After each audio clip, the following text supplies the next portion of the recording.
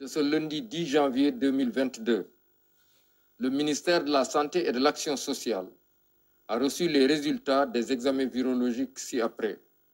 Sur 1986 tests réalisés, 476 sont revenus positifs, soit un taux de positivité de 23,96%. Les cas positifs sont répartis comme suit.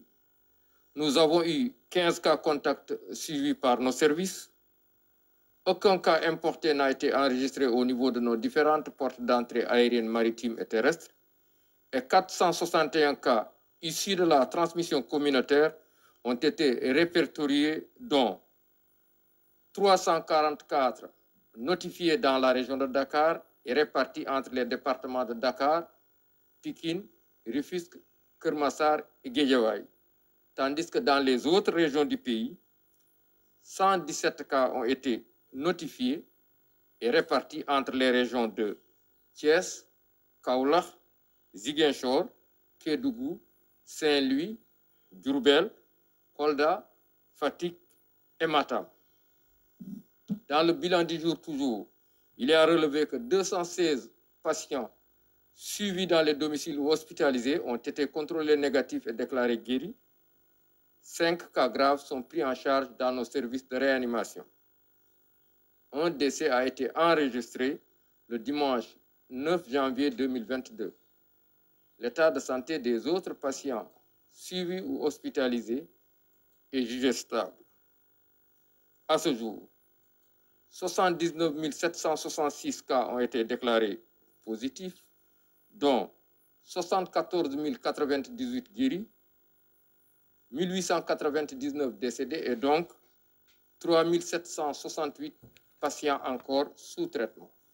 Le ministère de la Santé et de l'Action sociale informe par ailleurs que depuis le début de la campagne de vaccination contre la COVID-19, 1 372 609 personnes ont été vaccinées sur l'étendue du territoire national. Altine fukki fan ci weeru janvier biñ nekk, ministère de la Santé et de l'Action sociale jot na résultat examen virologique yi may waaj a lim ci junni ak juróom-ñeent téeméer ak juróom-ñett fukk ak juróom-benn test yi ñu def, ñeent téeméer ak juróom-ñaar fukk ak juróom-benn ñoo ci positif yooyu seen lim ni la tëddee.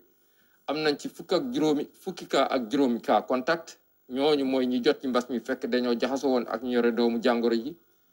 amuñ ci kenn ku jóge bitim réew maanaam importé, waaye am nañ ci ñeent téeméer ak juróom-benn fukk ak benn ñi nga xam ne ñoom la ñu tuddee communautaire, mooy ñi jot ci mbas mi fekk xamuñ fi ñu ko jëlee wala ki leen ko wàll. ñooñu seen lim ni la tëddee.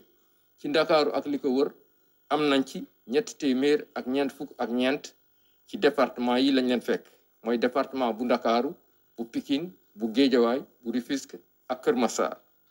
ci yeneen région yi am nañ fi téeméer ak fukk ak juróom-ñaar lañ fa nemmeeku.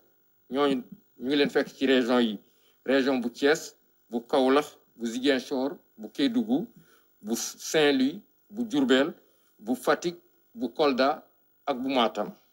toujours ci bilan tey bi ñu xamal leen ne que ñaar téeméer ak fukk ak juróom-benn malade, ñenn ñi nga xam ne dañoo entré woon, ñeneen ñi ñu leen doon topp ci biir kër yi wér nañu bés ni ki tey dinañu génn bu si yàllande. juróomi malade ñoo nekk réanimation, benn malade moo génn àdduna bésu démb dibéer juróom-ñeenti fan ci weeru janvier bi ñu nekk. ñeneen ñi des hôpital ak ñi nga xam ne ñu leen topp ci biir kër yi ñu ngi am tan.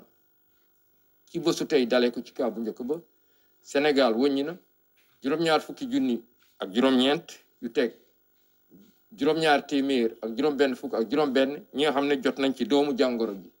ci ñooñu juróom-ñaar fukki junni ak ñeent yu teg juróom-ñeent fukk ak juróom-ñett wér nañ si.